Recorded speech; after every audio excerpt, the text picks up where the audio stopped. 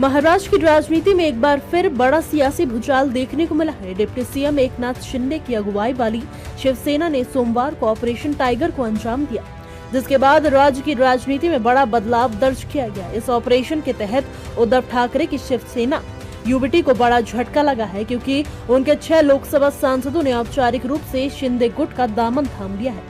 इस घटनाक्रम ने न सिर्फ शिवसेना यूबीटी के भीतर दरार को उजागर किया, बल्कि लोकसभा में उसकी ताकत को भी काफी कमजोर कर दिया है। इनके शिंदे गुट में शामिल होने के बाद लोकसभा में समीकरण पूरी तरह बदल गए हैं।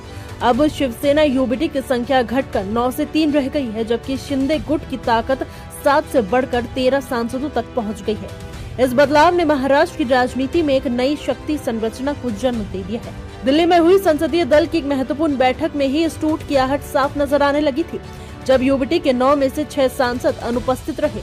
इसके बाद अटकलें तेज हो गई कि बड़ा राजनीतिक बदलाव होने वाला है, जो अब पूरी तरह सच साबित हुआ है। इन सांसदों ने लोकसभा अध्यक्ष ओम बिरला को पत्र भेजकर अलग समूह के रूप में मान्यता देने की भी मांग की, जिससे ये साफ हो गया है कि केवल अस्थायी असंतोष नहीं, बल्कि एक संगठित राजनीतिक कदम था। इस पूरे घटनाक्रम को दल बदल कानून के संदर्भ में भी बेहद अहम माना जा रहा है, क्योंकि 6 सांसदों का एक साथ आना उन्हें अयोग्यता से बचाता है। ऐसे में ये कदम राजनीतिक रणनीति के तहत बेहद सोच समझ कर उठाया गया माना जा रहा है।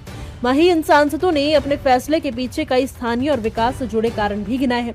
इस पूरे सियासी घटनाक्रम के बाद उद्धव ठाकरे ने भी मोर्चा संभाल लिया और उन्होंने अपने बागी सांसदों के क्षेत्रों में जनसंपर्क अभियान शुरू कर दिया है। यवतमाल, वाशिम और हिंगोली जैसे क्षेत्रों में वो खुद जाकर पार्टी संगठनों को मजबूत करने की कोशिश कर रहे हैं। उन्होंने बागी सांसदों पर चुनाव के बाद अपनी राजनीतिक कीमत बढ़ाने और सत्ता के लिए पाला बदलने का आरोप लगाया है।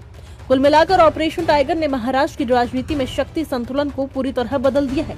एक तरफ शिंदे गुट मजबूत स्थिति में नजर आ रहा है, तो दूसरी तरफ उद्धव ठाकरे गुट को बड़ा संगठनात्मक झटका लगा है। आने वाले समय में राजनीतिक संघर्ष और भी तेज होने की संभावना है, जिससे महाराष्ट्र की सियासत में एक नए समीकरण बनते और बिगड़ते दिखाई दे सकते हैं।